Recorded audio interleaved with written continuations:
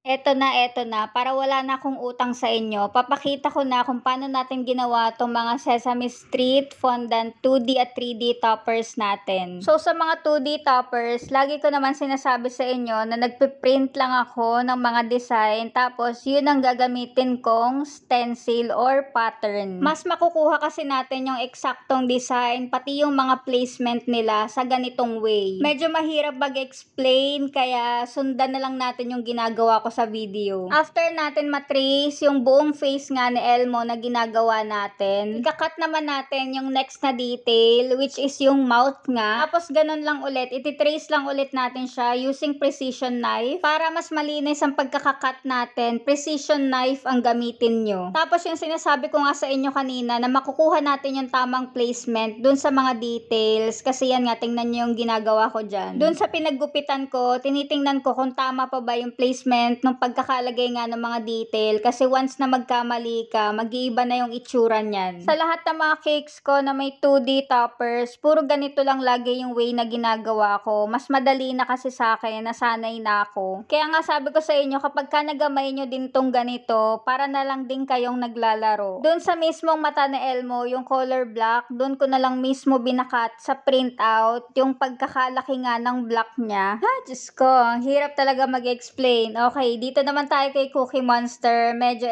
fast forward na natin to kasi nakita nyo naman dun kay Elmo kanina. Halos same process lang yan. Pero dito wala akong ikakat. Bibilisan lang talaga natin. Kaya itutok nyo talaga yung mata nyo sa ginagawa ko. Mas madali tandaan kapag ka pinapanood mabuti kaysa pinapakinggan, diba? Lalo na kung hindi magaling yung mag-explain katulad ko. Kaya siguro hindi ko to ma-edit na video na to kasi hindi ko alam kung paano ko i-explain sa inyo. At alam nyo bang inabot lang pala ng 1 oras at mahigit yung pagbibideo ko dito sa mga toppers na to. Tapos ngayon, kailangan ko lang siya pagkasyahin sa 6 minutes kasi alam ko namang pag lumagpas doon at pag humaba pa tong video ko, hindi nyo napapanoodin. Tips pala kung gagawa kayo ng mga ganitong 2D topper, kailangan yung fondant nyo hindi malagkit at hindi sobrang lambot. Kasi may hirapan kayo mag-stencil kapag ka malambot yung mga fondant nyo. Kailangan firm siya. Much better kung manipis ang pagkakagawa ng mga 2D toppers, lalong-lalo na kung soft icing ang paglalagyan natin. Kasi usually, itong mga 2D toppers, sa body ng cake talaga nilalagay. Fast forward ulit, dito naman tayo sa 3D na Baby Elmo at Baby Cookie Monster. Meron tayo ditong dalawang bilog, isang maliit at isang malaki. Yung malaki, yun yung para sa body, yung ginagawa natin ngayon. Kung kaya nyo na din gumawa ng mga 3D bear na topper, ganun din to, parehas lang sila. Hindi na natin masyadong perfect ang pagkakakinis nga dito kasi mamaya gugupit-gupitin din natin yan para magkaroon ng texture nga. Tapos may additional pa tayo dito na 4 na bilog, ganun ulit, 2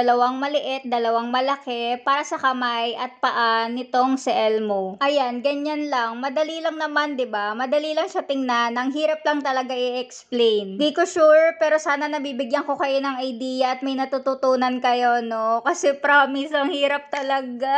Sayang din naman kasi tong video clip natin, sobrang haba neto kung hindi ko i-edit at ipopost, kaya medyo pagtyagaan nyo na lang. Yung mga tools na ginagamit ko, yan yung mga must-haves sa ating mga bakers, kaya dapat meron kayo nyan, at alam kong meron kayo nyan. Yan lang naman din kasi yung mga common na ginagamit ko kapag ka gumagawa nga ako ng mga toppers. Malapit na tayo matapos dito kay Elmo, kasi nilalagay na natin yung eyes at saka yung nose nga niya. Kung hihingan nyo pala ako ng exact measurement sa body, sa head, sa kamay at saka sa paa ni Elmo, wala po akong ganon. Bali tansya-tansya lang, nakukuha ko lang sila sa tingin. Measurements tuloy, basta yung timbang ng bawat parts, hindi na po ako naggaganon. Tapos dito, mas okay sana kung pinakamaliit na scissor ang gagamitin natin, pero dahil nga hindi ko makita yun sa akin, ayan, pinagtyagaan ko na yung malaki. Tinry ko pa nga na precision knife ang gamitin, kaso hindi nagiging maganda yung outcome, kaya tinuloy ko na lang dito sa gunting. O diba, kahit pa paano, nagmukha naman siyang Elmo. Tapos Tapos dito naman tayo kay Baby Cookie Monster. Same ulit to kanina. Medyo ipa-fast forward natin ng sobra para makita nyo. Pero wala tong cut. Yung mga binabrush ko pala na glue, tubig lang po yun. Pero kung gusto nyo ng edible glue, Tylose lang yun. Tapos lalagyan nyo siya ng konting water. Mas maganda talaga gamitin sa mga ganito, yung fondant na medyo matigas or parang yung lumalaban. Kasi kapag sobrang lambot, nawawala sa shape. Sa mga magtatanong din po pala, homemade fondant